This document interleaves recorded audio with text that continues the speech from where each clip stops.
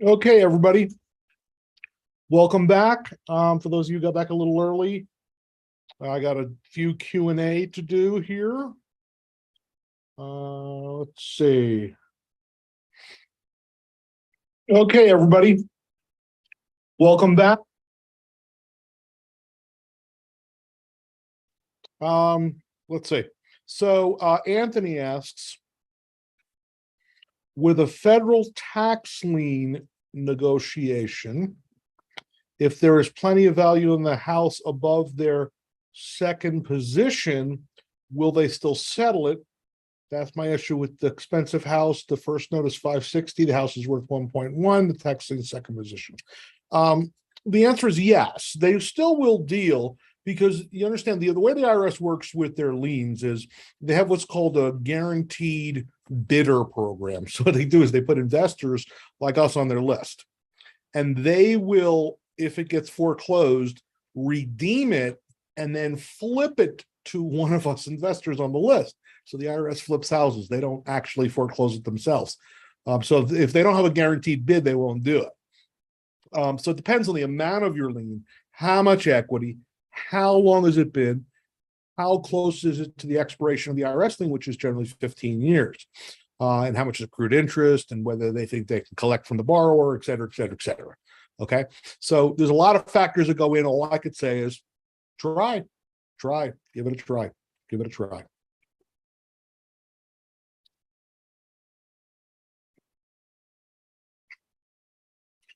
Okay, let's see.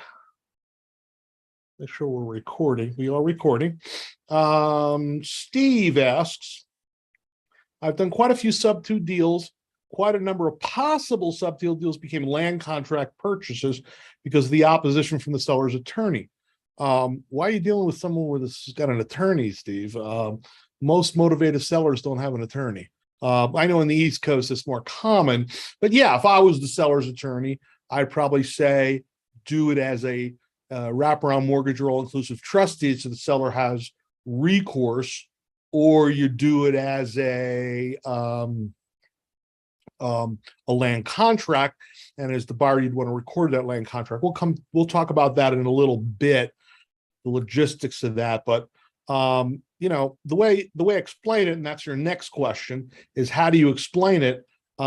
Is very simply like, Mr. Seller, what do you think this house is worth? And let's say he says 500. And what do you owe? 485. So basically, Mr. Seller, what you're saying is you owe pretty much what it's worth. Yes. So why don't you just transfer ownership to me and I'll make your payments going forward? That's it. It's as simple as that. Now, later we're going to disclose in writing, explain to them how the mortgage stays in their name and on their credit. It's their primary responsibility. If I don't pay, it affects their credit. Yeah, we'll put that all in writing, but the conversation at first should be very simple. People over-explain subject twos. That's what I blow them. They go, Mr. Seller, let's take it subject to the existing loan. What does that mean? Well, we're not going to assume it. We're just going to take a subject to, which means the lender can potentially call it 200 or do a sale clause, but don't worry, that probably won't happen. And I'll make your payments every month. And people going, what the hell? Just a confused mind says no. So make sure that you explain it simply up front and then get into the nitty gritty of it later. So in my example, if it was worth 400 and they owed 385, just say, I'll take over your payments. And now what if they say they owe 350 and it's worth 400? So I said, well, you know, if you sold it with a realtor, you pay some fees, right? That's right. And that's about 6%, right? Right. So 6% of 400 is 24. Let's just say, argument's sake, 25.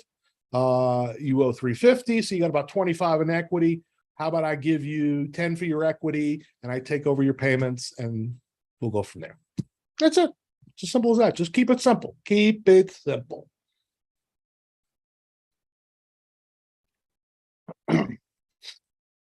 Jamie asks, have you ever used a home equity line of credit to purchase your own home or purchase investment rentals? Yeah. The way I do it is, first of all, don't use your HELOC for a long-term financing solution. It should be for a year or less. So if, let's say you wanted to buy a house where you can get a bargain on it, but you have to wait a year to get refinancing based upon appraised value, not purchase price. So in simple terms, if it's worth 100 and you could buy it for 80, they should lend you 80 as a refi on that, of your HELOC, because it's 80% loan to value, but they don't do that. They do 80% of purchase price or appraisal, whichever is less. So if you're buying it for 80, they'll lend you 64. Okay, after a year, they'll go based on appraisal of 100 or whatever it appraises for and give you 80% of that. So what you could do is use your HELOC as a short-term deal, buy it with HELOC, fix it up, and then after a year, get an appraisal at 80%. Now, Fannie and Freddie will finance you in less than a year based on the appraised value, which will be higher once you fixed it up, but they'll only give you 75%.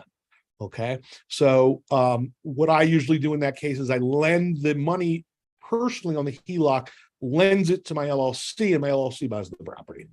Okay, instead of using it directly to buy in my own name. I hope that makes sense. Excuse me. All right. All right. Any other questions before we roll forward? Yeah, my wife got me a milk tea at break. Stuff's really good. It's addictive, though.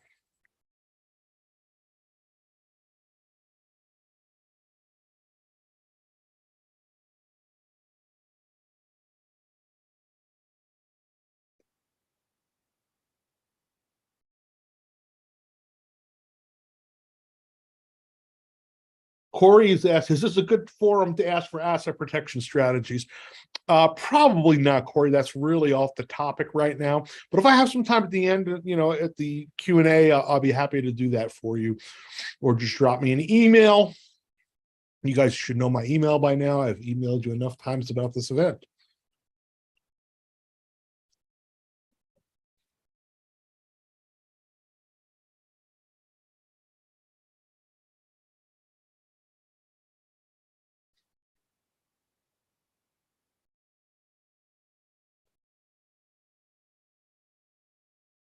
All right. So, by the way, if you have questions, please put them in the Q&A. If you have comments, put them in the chat. So I'm not looking back and forth on my two monitors, please. The Q&A is in front of my face.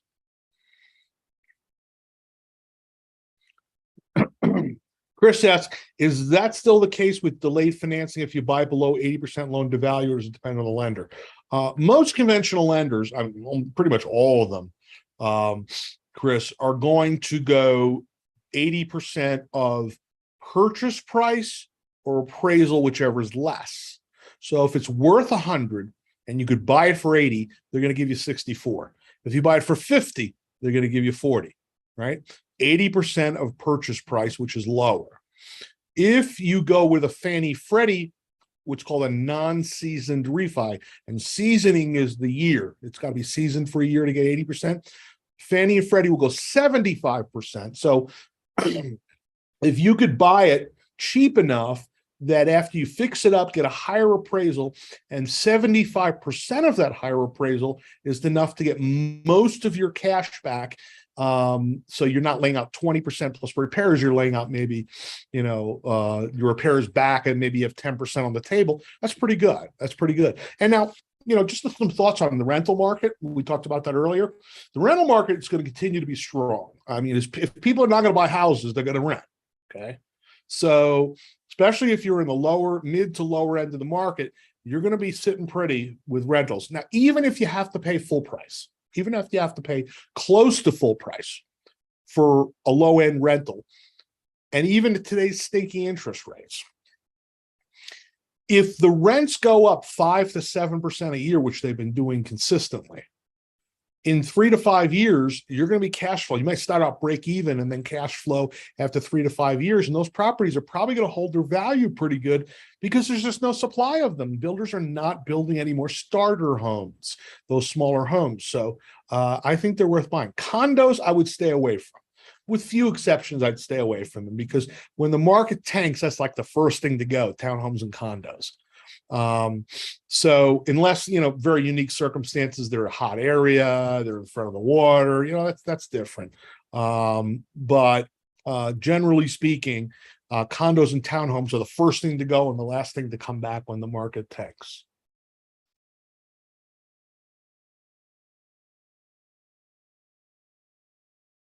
Corey, you just ignored my request. Put it in the Q&A. But anyway, can you share a few other strategies to incentivize sellers to say yes to your offers? Well, put it this way, Corey, you could walk into a bar as a dude and walk up to every woman and say, will you sleep with me? And you'll get a drink thrown in your face and get slapped about 50 times. And then the 51st woman will probably say yes. Okay. Statistically. But if you walk in and you overhear a conversation of a drunk woman saying, my husband cheated on me, he beats me, he spends all my money, and he's a horrible husband and I'm going to divorce him, and you go over and say, hi, honey, can I buy you a drink? What are your odds? A little better. I know that's a crude example, ladies, but my point is, if you're dealing with a more motivated seller, you don't have to do much convincing, right? Instead of trying to convince people, find people who are on the fence already and then tip them over. That's been my experience. Another question, how much underwater a house could be if rent still covers the PITI? Would you still be feeling comfortable and subject to? You know, it depends on those 7 factors. It depends on the neighborhood, the condition, what it would rent for, what's the upside potential, you know, is it a appreciating area? What's my downside risk? How much is my payment? Like, you know, even though it's 2% interest, you know, if my payment's $4,000 a month and I can rent it for 41, what's my downside? $4,000 a month. You know, that's different than if it's $2,000 a month and I'm renting it for 2,200. Does that make sense? And is there upside potential in terms of appreciation, pay down of the loan, et cetera, et cetera, et cetera?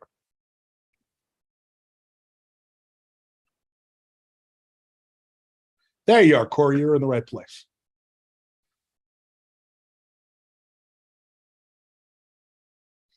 Chris asks, what is the good starting point when you offer all cash so your offer doesn't get totally ignored by the seller? You know, if someone owns a free and clear property, Chris, what I like to do is make them 2 offers, 1 cash, 1 terms. So using round numbers, and I always do this in a seminar or workshop, as I know it's easier for people to follow the math. So if it's worth 100 and he's asking 100, I might say, I'll give you 85, Mr. Seller, which isn't too bad, but that's a terms offer, usually with a small down and low interest rate. And then he says, well, I have to have cash. I said, well, if I'm going to pay you cash, it's got to be closer to 70.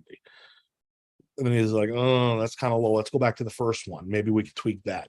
So if you offer the cash offer for 70 or 65, he may get so upset doesn't want to hear the other offer. You understand? So make sure you say, listen, I'll give you 85 or 87 or 90, some offer where it's ridiculous terms like no money down and 2% interest. And then he doesn't like that one. Then you go cash, really low ball. And he doesn't like that one. Then you go back to the first one and tweak it.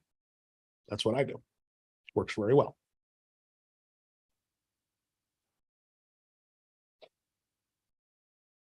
Okay. All right, let's move on to our next strategy for the investing in chaos market, which is lease options. So let's talk about that. What is a lease option? People are confused on that. They consider a lease option, a rent to own, a lease purchase. They're all kind of the same animal under different names, but they get confused the difference between an owner carry and a rent to own. Those are 2 different things. A rent to own or a lease option is a lease plus an option. It's not a sale. It's not an owner carry sale until the buyer or tenant buyer exercises the option and completes the sale. Now, the sale that's completed could be cash, meaning he goes out and gets a loan and you get cash, or it could be a terms offer where you carry it. But it's not a sale until the option is exercised. So some people put ads like rent to own, owner will carry. You're confusing them. It's a rent to own and that's it. Now, if you're going to rent to own and then owner carry it after a year or 2, that's different. Okay, which is something I suggest you do when we talk about that in a little bit. All right, so what is a lease? Let's break it down. A lease is a right of possession. It's a right to live in the property or someone else if you assign that option to somebody else, as we'll talk about. It's also a contractual agreement. So it's 2 things. It's an interest in real estate, the right of possession, but it's also a contract, which outlines the terms of the rental or lease agreement. It is assignable, or you can sublet, which I'll explain the difference in a moment. If the lease permits it, of course, when we're leasing from an owner or we're leasing to someone, there's going to be different scenarios. So if I'm leasing from an owner, why would I do that? Not, I could live in it, or I could lease it and sublet it to somebody else for a difference. And in that case, I want the right to sublet specifically in the lease. And if there's any prohibition, I'm going to get rid of it. When I'm the landlord, however, I'm leasing to a tenant, whether it's my property or I'm master leasing it and subletting it, I don't want a right of sublet. I don't want a right of assignment. Okay.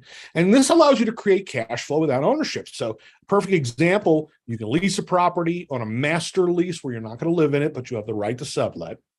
And then you sublet it to somebody else. This could be residential, multifamily, commercial. It's a great way to control a property, the possession. You don't need to own it to make cash flow. You won't get appreciation, but a lease on a master lease, sublease, it's sort of like being a property manager, but you don't need a property manager's license because you're a principal. So let me explain the difference between assignment and a sublet.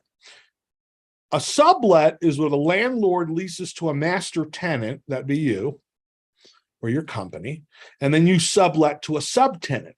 If the subtenant doesn't pay the master tenant can evict the subtenant. If the master tenant doesn't pay the landlord can evict. Well, let's do it over here. I'm sorry. No, wait a minute. I got a little pointer here for that. There we go. If the landlord doesn't get money from the master tenant, he can evict this master tenant, which will automatically extinguish the sublease. But the landlord cannot collect rent directly from the subtenant because they don't have an agreement together. So there's no agreement directly. They're not in what's called privity of contract, as I learned in law school. Well, yeah, it's a $50 word for you there. All right. Now, as opposed to an assignment where a master tenant would step out and assign the lease to the assignee, and the landlord would collect rents directly from the assignee. So a landlord does, in that case, have the right to collect rents. And once it's assigned, the landlord would evict the assignee, not the master tenant and subtenant, like in the previous example. Is everyone clear on that? If you have any questions, now's the time.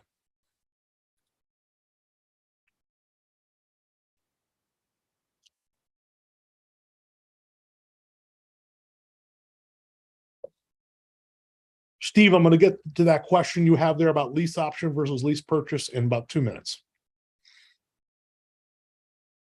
All right. Any questions before we move on?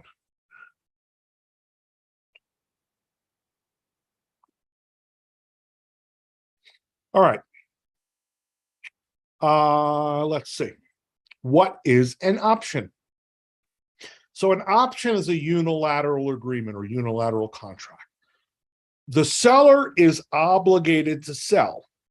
The buyer is not obligated to buy. It's his option to do so or not to do so, like layaway, right? You put a deposit down, you keep making payments. If you don't want to complete it, you walk away, you lose your money. But they can't sell it to somebody else in the meantime. Okay, so an option is the right but not the obligation to buy. You have the optionor, that's the seller. Optionee would be the buyer. It is not an interest in real estate. It's a contractual right. So it doesn't give you an equitable ownership in the property. But it's excellent for controlling property when the market's uncertain. So if you were going to lease option a property, let's say you were looking for primary residence, right? And you were just like, I don't know if I want to live here yet. And I'm not sure what's happening with the market. So I'm going to lease a property with the option to buy it. Okay. Now you're paying lease payments every month. And if you get a low enough lease that's equivalent or less than what a mortgage payment would be PITI, that's fine. If the property goes up in value, you can exercise your option and purchase it.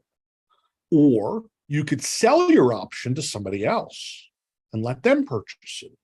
Or you can exercise your option to purchase it, buy it, and then flip it to somebody else. If it goes down in value, you just rented it. That's it. You give up on your option. And that's better in many cases, especially if you're looking at maybe a 5 to 7 year live in this area, than buying something, putting 20% down and committing 30 years to a mortgage, right? So a lease option hedges your bet. If the market's going up, or down. Now, Steve asked, what's the difference between a lease option and a lease purchase? Well, technically, Steve, a lease purchase is a lease and a bilateral purchase agreement.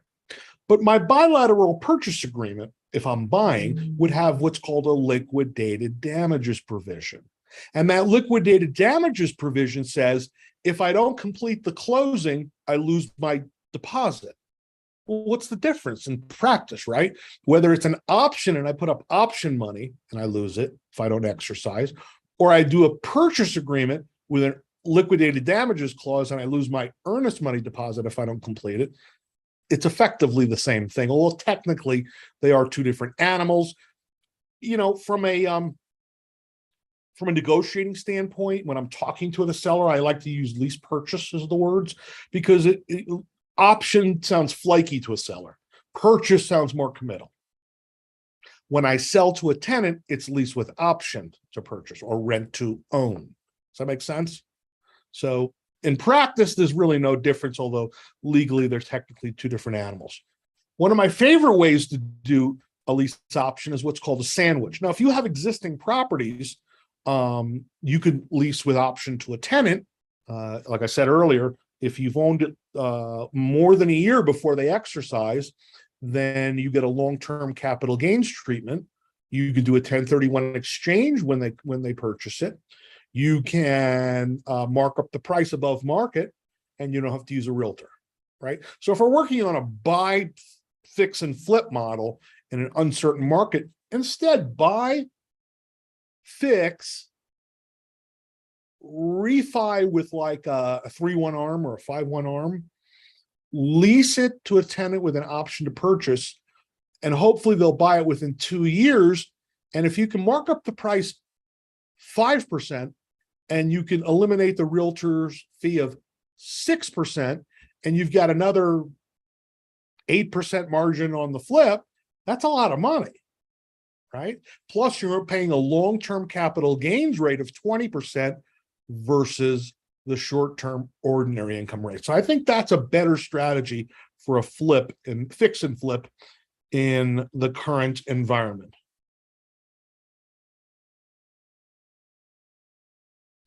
Corey asks, would a provision in the master lease agreement ever extend to a subtenant, thereby allowing the owner to collect from a subtenant? No, that wouldn't be invalid, Corey. You can have that now. As the master tenant, I'm not going to put that in there, but if I was the landlord leasing to a master tenant and knowing he was going to sublet, yeah, certainly I would put that in there. That's a good point. So a sandwich lease option is where we're going to lease with an option from an owner. So we have a rental agreement with an option from an owner who's motivated, and then sublet, giving the tenant an option to purchase from us. Okay, so we collect rent from the tenant at market rate. We pay the seller enough to cover his PITI, which should be, several $100s a month difference there between what you're collecting and what you're paying. Otherwise, it's not worth it. And again, it all depends on, I like to see about a 25% to at least 20% spread, meaning if my payment to the owner is $1,000, I better be collecting at least $1,200, $1,250. And it all depends on what the payment is, remember. So $200 a month or $300 a month is different on $1,000 a month PITI versus a $5,000 a month where you're subletting for $5,300, because your downside risk is much larger. Does that make sense? So if I'm renting for $5,000, I want to sublet for $6,000 to account for that risk there if I can't cover a payment, or I have to cover a payment because my tenant doesn't pay me. So when the tenant is ready to exercise his option to buy from you, you exercise your option from the owner and then flip it to the tenant in a back-to-back closing, okay?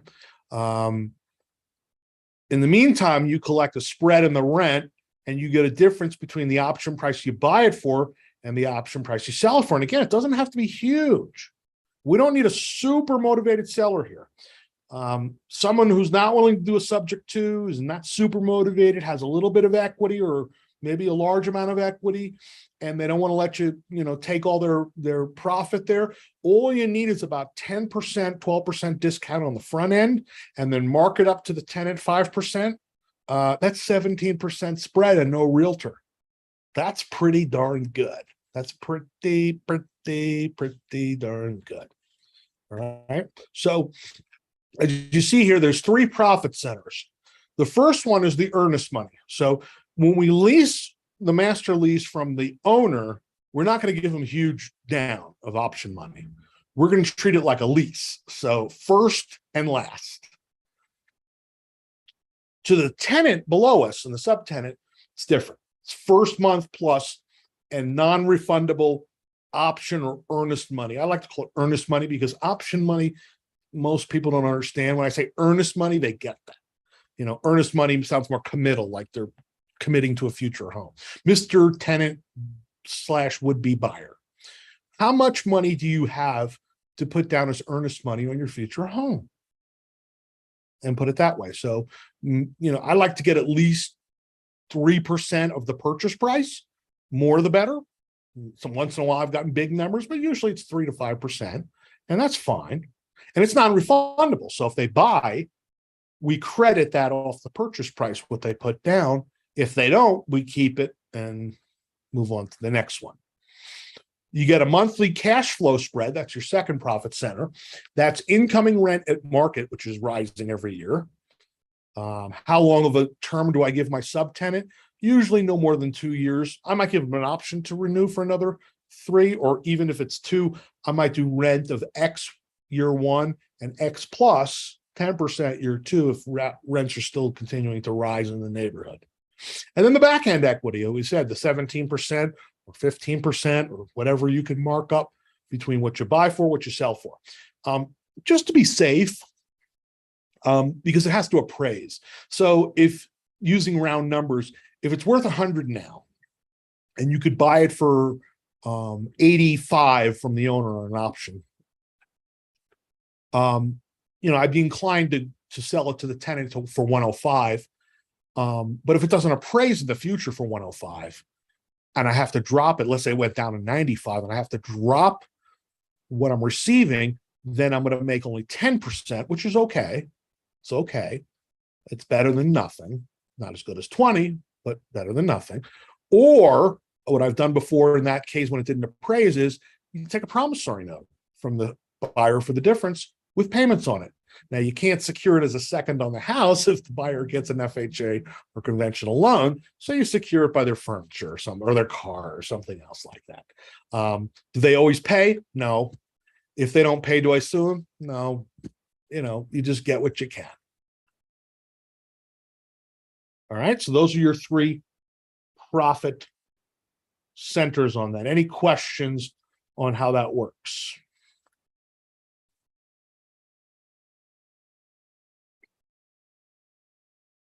Now, we may have a few Texans here or Texans watching on replay, and this isn't just Texas, this could work anywhere. But if you're in an appreciating market, what we do is called the Texas style lease option. Now, in Texas, the reason is you can't lease option a property to someone without so many regulations that it's effectively illegal. It's not illegal, but it's effectively unworkable. What you do instead is master lease it with an option from the owner, like we talked about.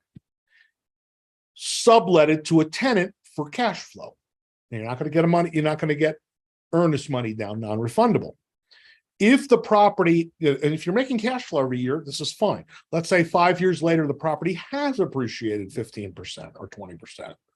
Then, after the tenant leaves, paint it, carpet it, put it up for sale, exercise your option from the owner, and don't sell it to the tenant, sell it to a third party out on the open market. Does that make sense? Sell it to a third party out on the open market. So you can't give the tenant an option to buy from you in Texas, but you can just sublet it to them. Now, this Texas style thing will work on an apartment building. Let's say you were going to buy an apartment building, okay? Seller wants X, 30% down, at minimum 20, Plus, you're gonna have to pay money to improve it and a property manager and get it all up to speed, and then maybe refinance your loan, and then maybe sell it later. Instead of doing that, offer the seller a little higher price than the cash deal. Give them 5% down as earnest money or option money on a lease purchase. Master lease it with a price fixed. Sublet it to the tenants. You can't give them options to purchase. They're just tenants. And then, rework things, fix things up, increase the rents, add a laundry room, whatever you have to do to improve the value, improve the cash flow. As we talked about earlier, you improve the cap rate. When the cap rate goes up, the building's value goes up. And then after 5 years, you could buy it and put a loan on it. You can flip it, or you could sell the option to somebody else. Or just keep it going, renew it for another 5 years. Why not? It goes up in value. Great. If it goes down in value, it was fun. I made money. No big deal.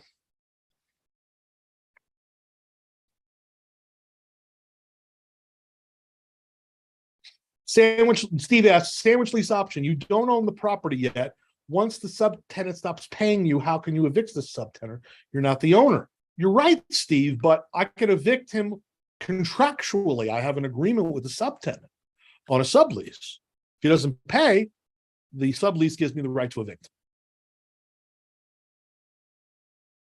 You know that, Steve. I think you're just asking for everybody else. But thanks. All right. That's my discussion on lease options. Do we have any questions on lease options before I move on?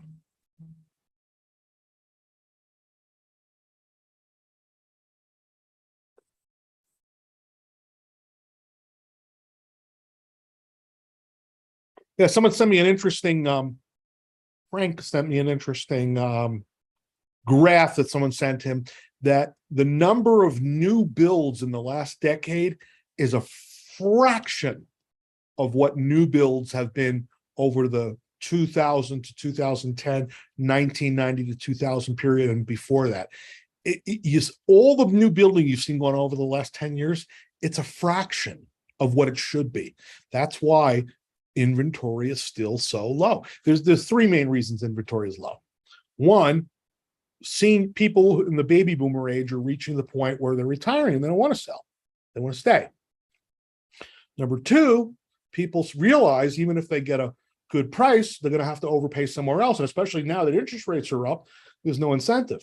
Number three, there's just not enough houses, period, to satisfy demand, because the builders are only building a fraction of what they need to. It's going to take them another 10 years to catch up, especially with supply chain issues, difficulty with getting permits, difficulty getting people to work.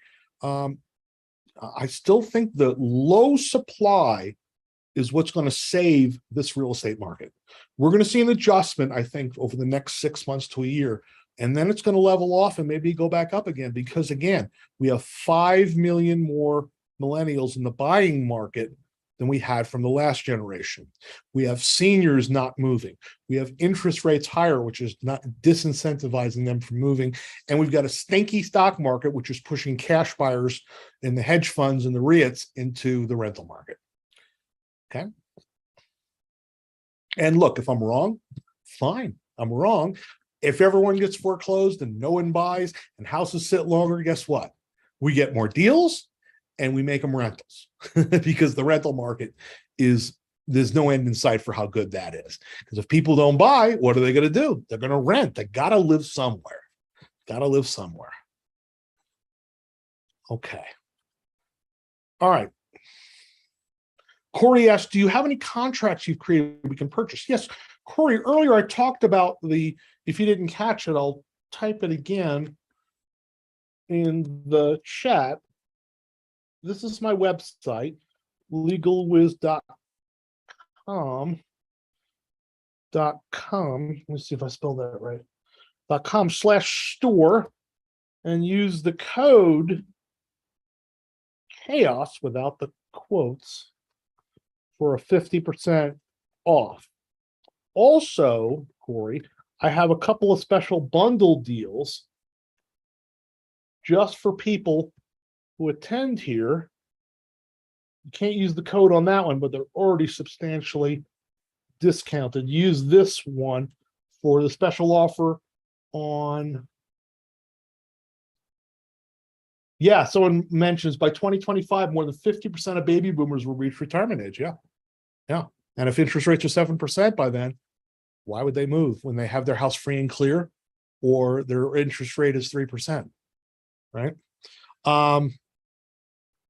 Never mind. Corey sees it. You have a lease option course. Okay. Yeah. So the bundle offer I offered before lunch is subject to lease options, wraps, and foreclosures, and the latter two, which we're going to go and talk about now. So wraps, buying and selling in wraps. This is mostly a selling strategy, but occasionally, as Steve Nomura mentioned earlier, you got to buy on a wrap. Well, let me explain what a wrap is. So a wrap is where you sell a property on an owner carry and keep an underlying loan in place. Now that sounds like a subject to, and it sounds logistically similar to a sandwich lease option, but it is a buy and it is a sell. Okay. A lease option is a lease until the buyer exercises, and a subject to, you're taking title. So if you're a seller as an investor, you own the property. Now, how you got there is irrelevant for this discussion. You already owned it and you have your own mortgage. You bought it subject to from someone else, even better. You bought it from a seller with owner carry and got title. Either way, you own the property. You've got title.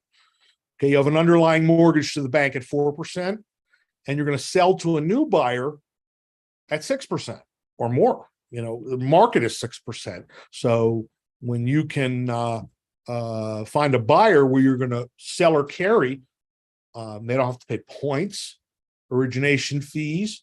They don't have to pay for all the garbage and junk. You could easily charge them 7% interest, or maybe even a little more than that. You know, my rule of thumb is usually I mark it up about 2% above market, but you can always raise the price and lower the interest rate to entice them more likely to buy and less likely to refinance you. And then your cash flow gravy train goes away. You don't want them to refi. Okay. So if you have an underlying loan of X and you sell the property for a little more than market, which is easier to do than on a lease option. Remember, on a lease option, it's got to appraise for a loan at some point. If you're selling it to someone owner carry, you can get more for the price because you're offering special terms like cars, right? Buy here, pay here, your job is your credit.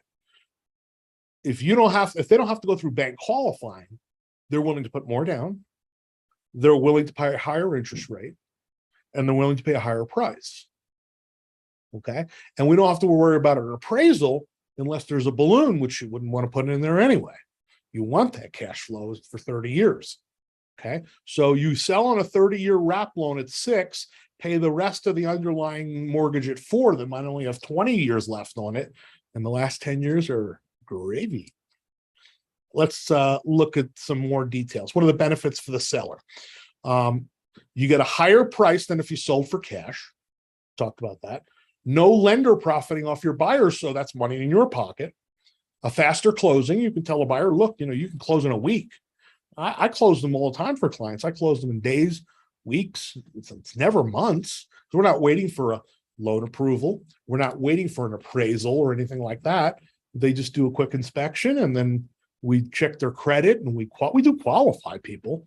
Just like you qualify a tenant, check their credit, their employment, their tax returns, W-2s, bank statements, just like any other tenant you would verify. I mean, actually, you're required under federal loan regulations, Dodd-Frank, to qualify them, but it's not a big deal. It's really not that big a deal. So you get deferred tax liability, and that's a biggie for you as the seller, but also if you're negotiating with a seller. If you sell a property on a lease option and then they buy it for cash, whether their own cash or from a lender, you pay all the tax there unless you do an exchange. If you sell on terms, you only pay capital gains tax to the extent you receive principal. So the down payment from the buyer, taxable in that year. But the rest of the principal on the markup of the price, you pay over the 30-year term, because you're not receiving all the principal. In fact, in the beginning, you're hardly receiving any principal. It's almost all interest. Okay. When the interest is, of course, taxable at regular rates. You get freedom from tenants. If you don't want to be a landlord anymore, here's a way to get cash flow without dealing with tenants, without having to worry about fix up, rising property taxes, HOA dues, and the like. And you can earn interest on equity at a much better rate than in a savings institution. So if you're charging, 7% on your equity, and instead you cashed it out, paid taxes, and then put it in a 3% CD, and they're up to 3% now. Can you believe it? It's a much better deal for you to carry the payments. Some other benefits for the buyer. Easy qualification. So a buyer likes the fact they don't have to go to a bank. They can just step in and pay you. Buyer gets a tax deduction for the interest. They own the house for tax purposes, just like any other buyer.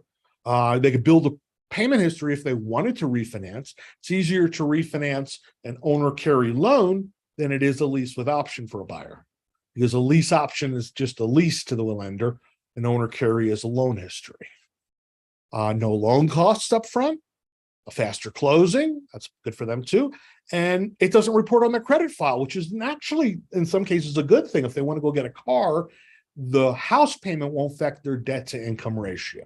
Or if they wanted to buy a boat or an investment property or something like that. So we usually sell on a wrap on what's called an installment land contract. An installment land contract, also known as a contract for deed, agreement for title. In Louisiana, they call it a bond for deed, bond for title. It's all the same thing. What it is a contractual sale where title does not pass to the buyer until the buyer pays off the balance of the contract. So like a car, and this is a great way to explain it to sellers and buyers, the lender, i.e. seller, holds title until the balance is paid. And when the balance is paid, they get title. So if the buyer on a land contract wanted to resell, they'd get it under contract, and then simultaneously at closing, they would pay off the contract to me. I would pay off my underlying loan, release the mortgage lien, deed it to the buyer so he could deed it to the new buyer, who would put another mortgage lien against it. I know that's a mouthful, but it works.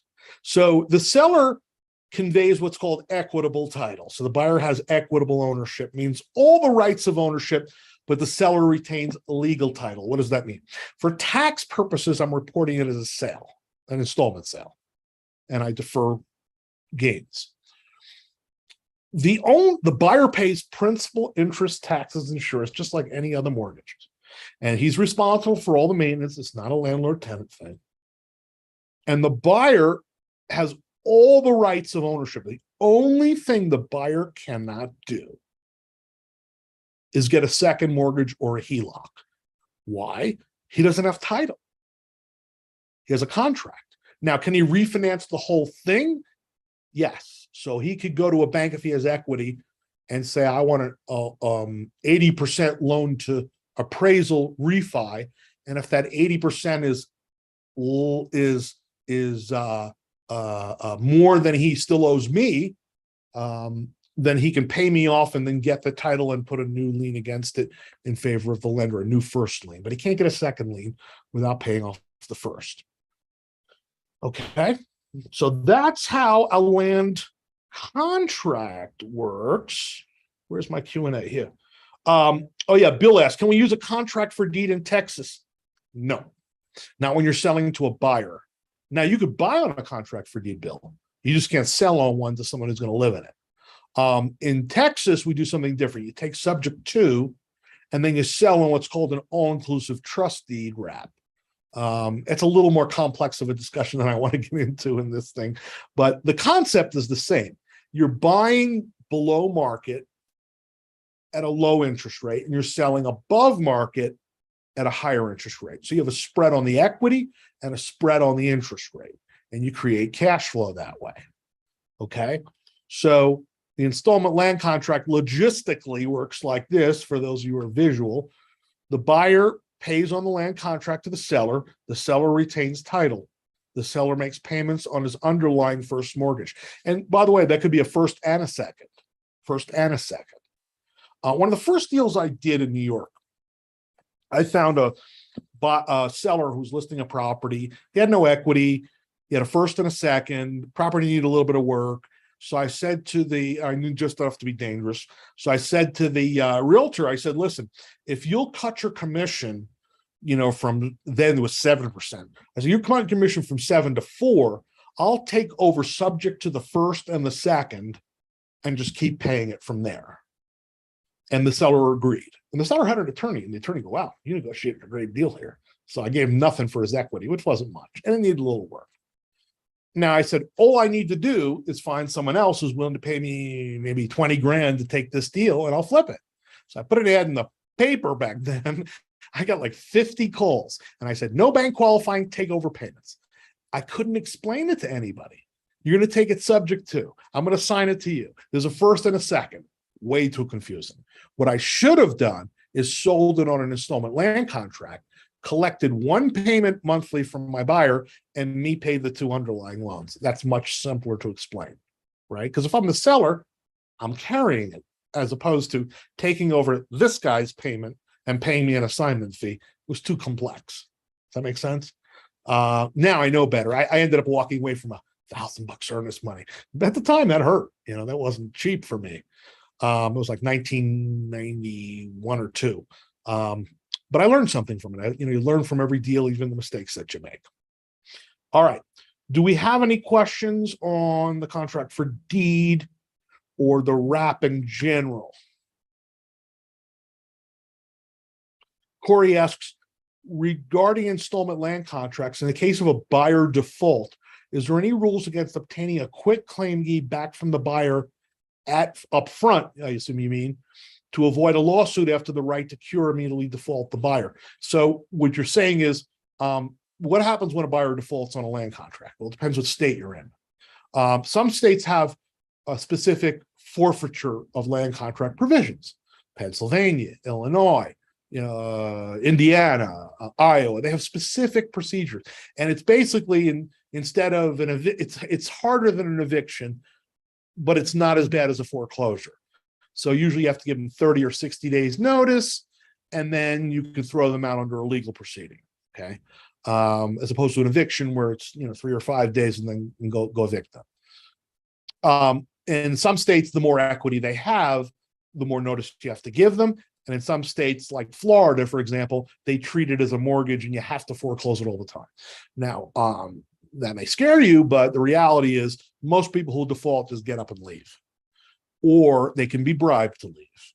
So they put 20 down when they bought it. I give them $3,500 to be out in 10 days, sign a release and a waiver, hand the keys back to me with the place sparkling clean, and we go on our way. That's what happens most of the time. Worst case scenario, the property goes up in value. They've paid it down. They've made improvements. There's $100,000 in equity.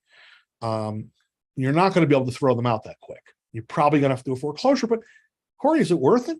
Is it worth spending $10,000 in 6 months in court to an attorney to get $100,000 in equity? Of course it is. Of course it is. Of course it is.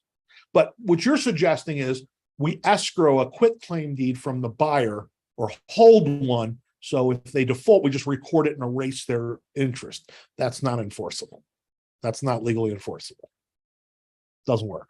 Now, having said that, I've done probably 1,600 contract for deed closings for myself and clients over the last 25 years. And we do escrow a deed from the buyer to the seller and a deed from the seller to the buyer.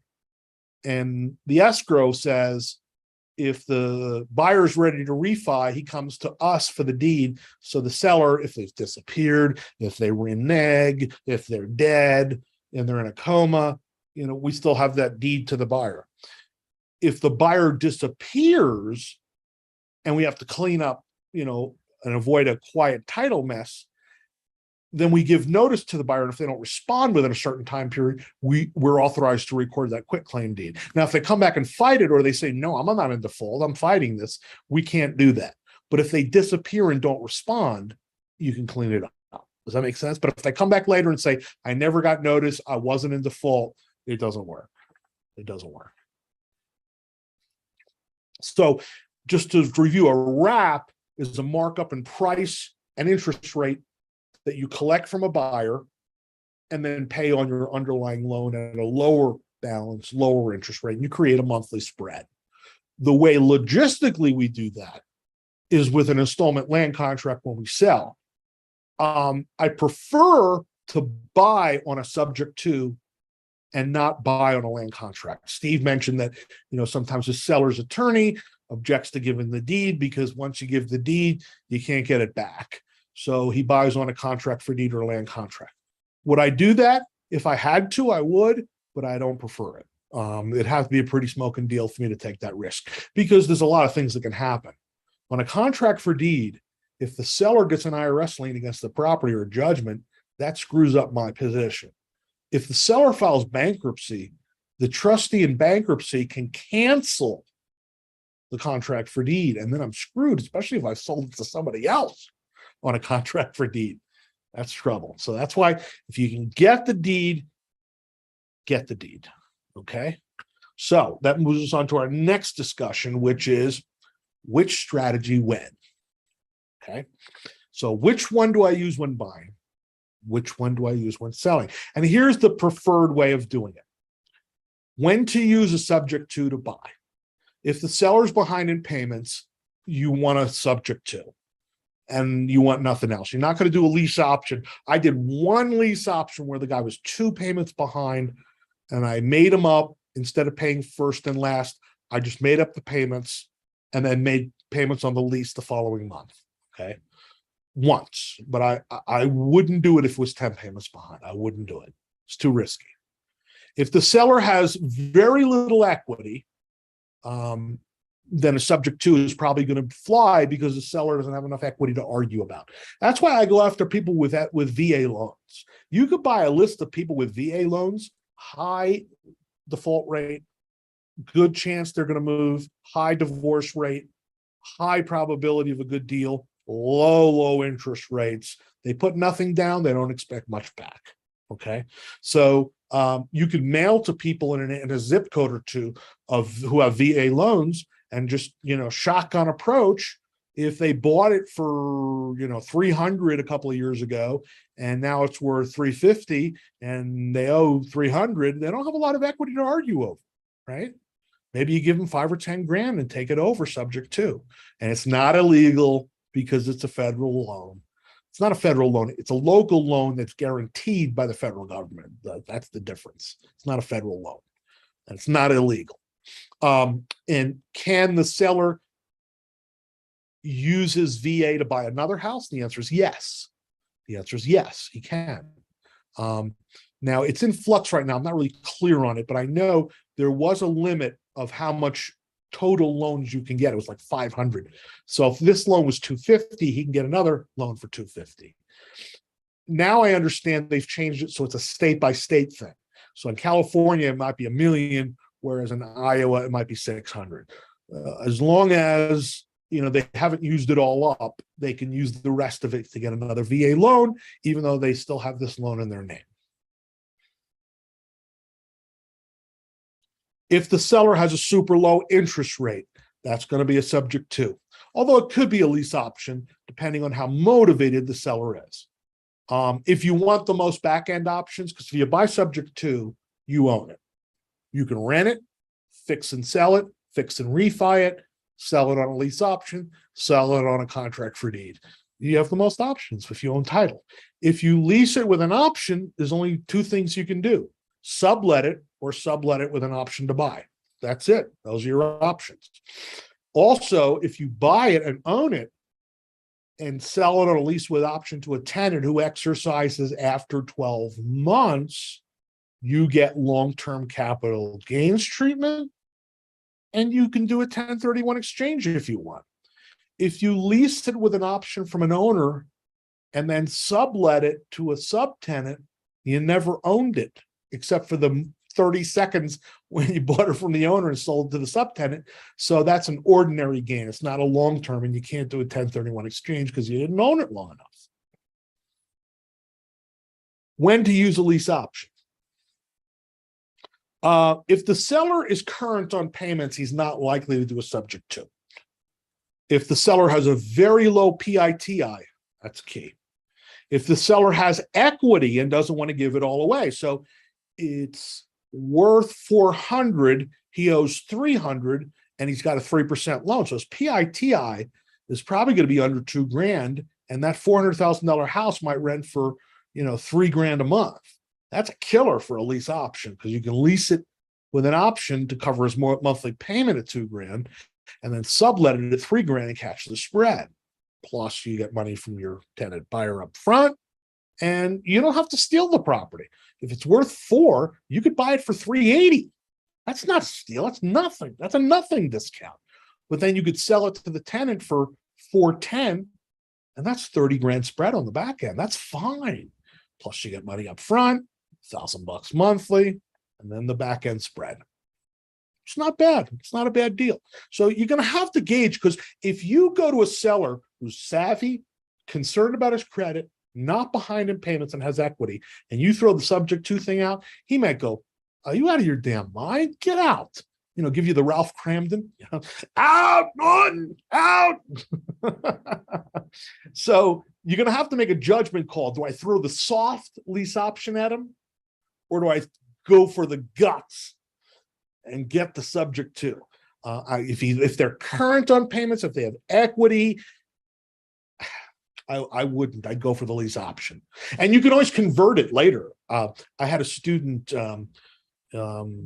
Terry, unfortunately passed of cancer a number of years ago, but he was in my coaching program, and he came to me and said he had done 7 lease options at a sandwich. And I said, "Well, how long have you had them?" He goes, "Some of them 2 and 3 years." I said, "Go to the owner and ask them to just deed you the property." He goes, "What?" I said, "Yeah. You got an established relationship. They know you. You have a history. Ask them to deed it to you." So he's going down to his car with his wife going, "Bill's all wet. They'll never do it." He calls me up a week later, 4 out of 7 just handed him over the deed for the asking. So once you have the established relationship, they might just go for it.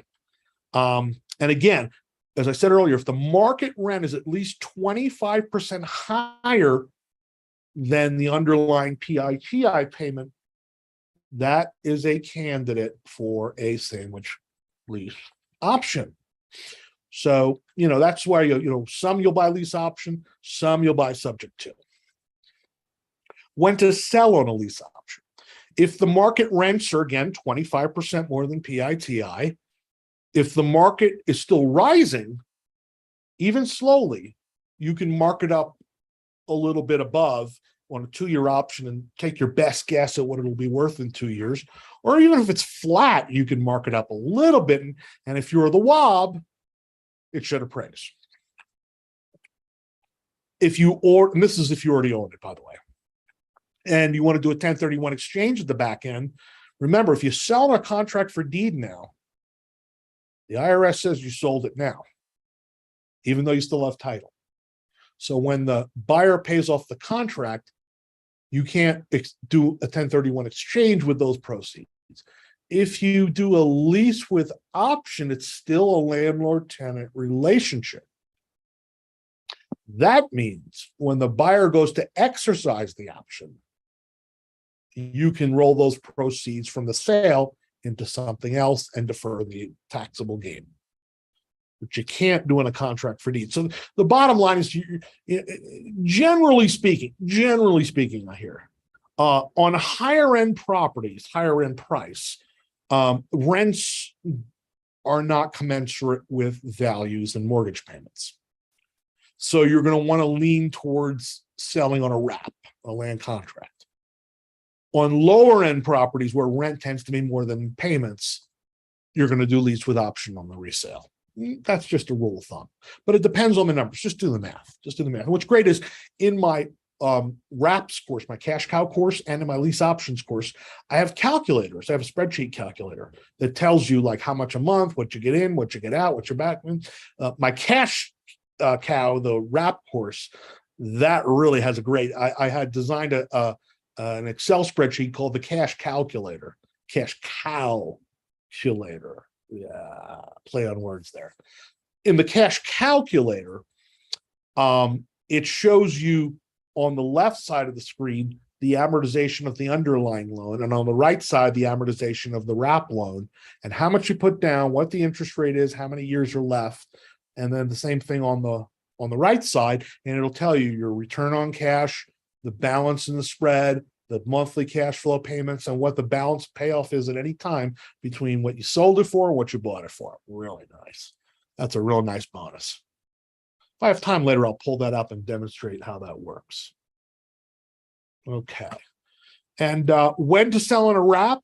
If the market rents are only slightly above PITI, then the lease option doesn't work. So you want to go with a sale on a land contract wrap.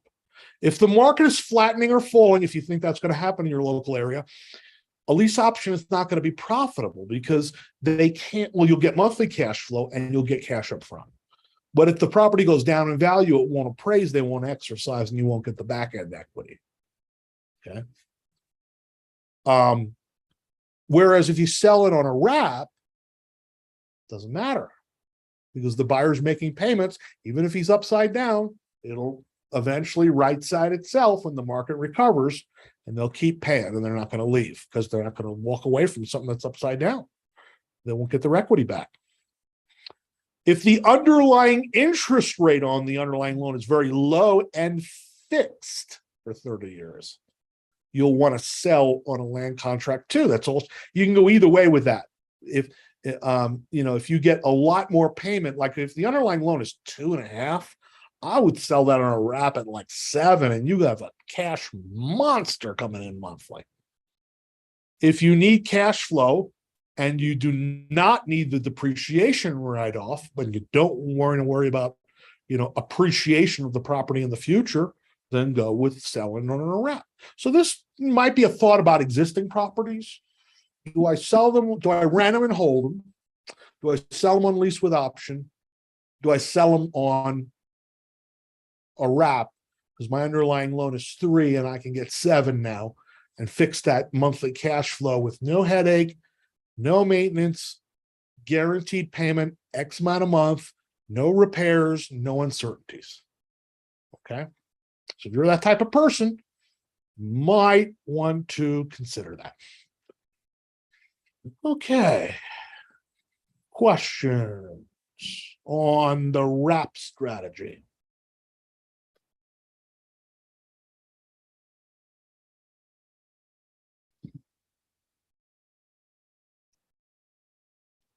Oh, here we go. Anthony had a question from before.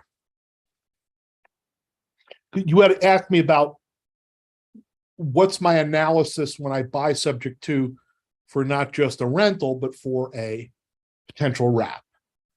Yeah, Anthony, same factors. What can I sell it for? What kind of interest rate can I get? How much work does it need? How desirable is a neighborhood? How much can I get down versus how much do I have to put out? It's pretty much the same analysis. And you ask here, what are the best strategies for selling a contract to get maximum interest? People are sensitive to interest rates, even though the market is like 6.25. If you say 9, which you could get, a lot of buyers won't pay that. They'll just say it sounds too outrageous. I would instead maybe go 6.99. And then how do you get more? Well, you can raise the price. You can offer them options like a 25-year note, which shortens the amortization and raises the payment. And if your underlying loan you took subject to is 25, it's fine, right? Right? You could give them out, like the more you put down, the better interest rate I give you, or the longer term I give you. And you could tweak it, do like a car dealer does, right? They put the ad out there, they say, $3.99 a month or 0 down. we need to look at that carefully. It's not $399 a month with zero down. It's or zero down. So any car, any make, any model, $399 or zero down. Well, if you put zero down on a Beamer, it's $900 a month. You put zero down on a Hyundai, it's $399 a month. It's three. If you want $399 a month on a Beamer, you got to put 10 grand down. So it's just in the way you present it and catch people in. But if you immediately say 8.99% up front and a huge monster down, I just put low down because everybody has a different idea of low. And owner will carry, and the price and the location. That's it. And we negotiate everything when we go. What down payment can you realistically expect to get? It all depends on the 7 factors. As I said, what are you offering for an interest rate? How desirable is the property? What condition? How hot is that neighborhood, that people want to be there? What's schools like? What's the view? Is it on a lake? Is it whatever? The more desirable the neighborhood, the one we talked about, Anthony, was in a neighborhood that was nice, but not the most popular. And houses in that subdivision don't sell as fast as something, say, would, near downtown Denver.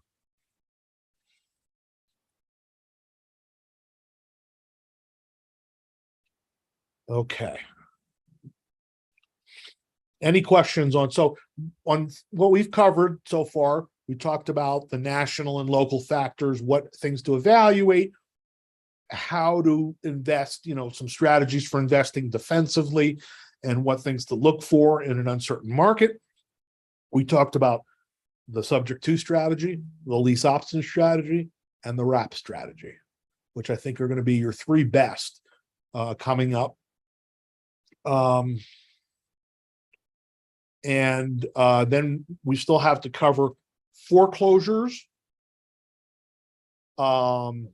Should I stay or should I go on your existing properties? And then we're going to go over the scenarios. Did everybody get the download? Did everyone find the email from last night with the download? If not, you know what I'm going to do here, just for kicks, just to make sure everybody's got it. I will copy and paste the link into the chat if I can do it. There we go. All right, it worked. That's the link there in the chat to download the scenarios we're going to go over this afternoon. If you're watching this on a replay or you missed this, you should have gotten this link in the email for the replay that you're watching. Okay, some questions here. Corey's full of questions today. All right, I am weighing options, the opportunity cost of being a bank versus simply selling, as I can generate far greater returns. Why do you think returns, Corey? If you're being the bank and you're carrying payments and interest, you're getting a higher price, you're getting a deferred tax treatment, you're getting consistent cash flow. If you sell now, you got to pay all the taxes on it. You're not going to get as high a price. You're going to have to use a realtor, right? And I'll go over that discussion again, the case for buying versus selling later. Anthony was asking about the best way to generate leads for owner carry deals. Start with the basics. Sign up front of the house. Owner carry, no bank qualified. Put flyers. In the neighborhood, house for sale. Owner will carry, no bank qualifying. On the street signs, around within a quarter of a mile of the old stop signs. Craigslist, Facebook Marketplace, Zillow, Trulia, Redfin, as many as you can get out there. Tell everybody you know. And if you can't find someone within a few weeks, then go to the realtor list. You can buy a list. You can either list it with a realtor and put owner will carry in the listing and pay a commission to the realtor, but I would negotiate a cheaper rate because, keep in mind, the buyer doesn't have to get a loan, so it's a much quicker payday for the realtor. So they may be willing to do 1.5%, 2%, and even the buyer's agent, not 2.8, but maybe 2.2 or 2, and go that route. Or if you just want to find a buyer's agent to bring you a deal and just pay 2.8, buy the list of emails. You can go Google real estate broker list, Denver, and you could buy it for like $100 and blast out 10,000 brokers, owner carry deal, 2% co-op fee. And a lot of times realtors have people with big down payments for owner carries. Anthony, that's what my experience has been. That every time I found a realtor, they had a buyer with a big down payment.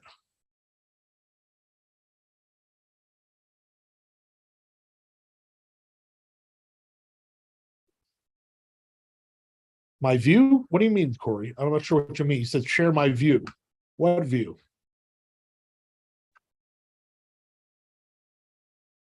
Oh, all right. All righty now. So everybody download that thing and take a look at it, print it out so we could follow along. I didn't put them on slides, the scenarios. Maybe I will if I have time later between breaks. But I think since it's mid-afternoon, we should take 2 breaks instead of just one because you guys are a little more tired, myself included. This is very tiring. I really enjoy doing this, but it's much more fun doing live. There's much more energy in the room and it's easier to do than doing on the screen. Plus, I got all these lights around me and my eyes are killing me staring at my screen because I lost my glasses. And the only pair I have as a backup have blue blocker. And what you would see is these big blue squares in my eyes on Zoom. So I went to Costco to get another pair. And they go, I'm sorry, your script is 14 months old. We can't give it to you by law. You have to do a new exam. And I go, all right, forget you. I'll go to Lens Crafters. They'll do it in an hour. So I got to Lens Crafters, go through the whole thing. $500 for a pair of freaking glasses. And we're not talking about Dolce Gabbana, frames here. $500. I'm like, whatever. And they go, oh, by the way, we don't have your script in that exact size because now they don't do it like 1.25, 1.5 magnification. They do 1.41 and they make them custom, which is nice because they have a machine that can do that. But I have to wait 5 days. And I was like, whatever, I'll just pay it, get it done. But I don't have any glasses and it's killing my eyes. So I need a break too. All right. Why don't I take a break for 10 or 15 minutes? We'll come back and we're going to talk about what? My next is foreclosures. They are coming. So let's take a break.